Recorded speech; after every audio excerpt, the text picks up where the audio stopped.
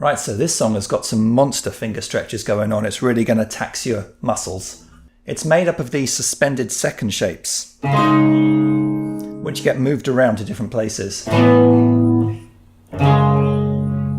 So that alone is quite tricky, but when you're playing the actual riff, those notes are broken up so you don't have to hold all three of them down at the same time. We're going to start at C sharp. So notice that I'm pivoting on the ring finger. If you can leave all three down, it does sound nice, but it's more effective to roll. So we go from C sharp down to A, up to B, and then all the way down to F sharp. And at the end of the F sharp is the hardest part because the little finger has to slide up.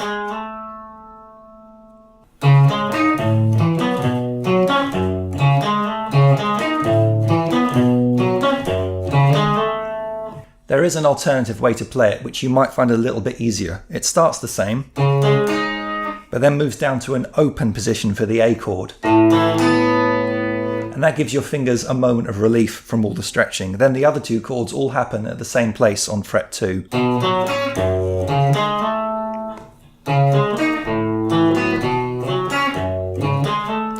In terms of picking, I'm doing a down, down, up for each of the notes. So that last note is an up pick.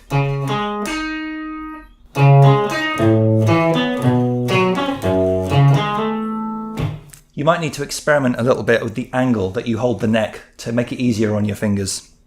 It's definitely easier to play sitting down than standing up as well.